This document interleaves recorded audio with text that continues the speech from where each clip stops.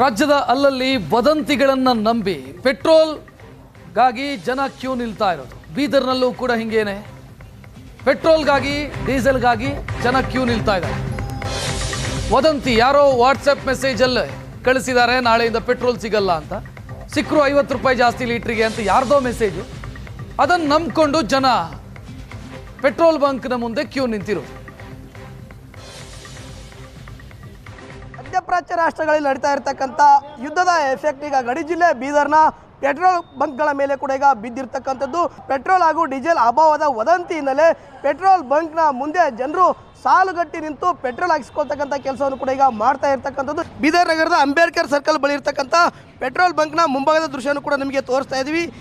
Petrol ಹಾಗೂ diesel ಅಭಾವ ಇದೆ ಅಂತೇಳಿ ಸಾಕಷ್ಟು ಪ್ರಮಾಣದಲ್ಲಿ ವದಂತಿ ಹರಡಿದೆ. ಈ ಒಂದು ವದಂತಿಯಿಂದಾಗಿ ಜನರು ಪೆಟ್ರೋಲ್ ಹಾಗೂ ಡೀಸೆಲ್ ಕೊರತೆ ಆಗ್ಬೋದು ಅಂತೇಳಿ ಈಗ ಈ ಒಂದು ಪೆಟ್ರೋಲ್ ಬಂಕ್ನ ಮುಂಭಾಗದಲ್ಲಿ ಒಂದಲ್ಲ ಎರಡಲ್ಲ ನೂರಾರು ಬೈಕ್ಗಳ ಮೂಲಕವಾಗಿ ಇಲ್ಲಿ ಬಂದು ಕೂಡ ಪೆಟ್ರೋಲ್ ಹಾಕಿಸ್ಕೊಳ್ತಕ್ಕಂಥ ಕೆಲಸವನ್ನು ಮಾಡ್ತಾ ಇದ್ದಾರೆ. ಪೆಟ್ರೋಲ್ ಬಂಕ್ನ ವ್ಯಾಪ್ತಿ ಮೀರಿ ಕೂಡ ಜನರು ಇಲ್ಲಿ ಸಾಕಷ್ಟು ಪ್ರಮಾಣದಲ್ಲಿ ನಿಂತ್ಕೊಂಡಿರ್ತಕ್ಕಂಥ ದೃಶ್ಯದಲ್ಲಿ ಕೂಡ ಗಮನಿಸಿದ್ರಿ.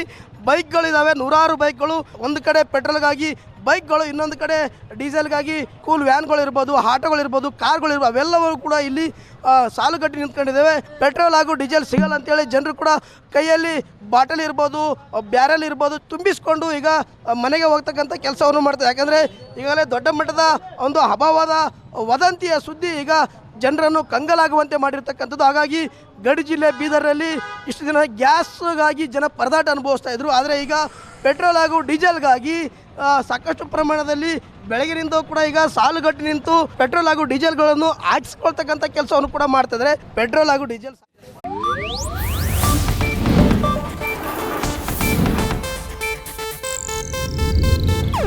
ಇದು ಏಷ್ಯಾನೆಟ್ ನ್ಯೂಸ್ ನೆಟ್ವರ್ಕ್ ಪ್ರಸ್ತುತಿ.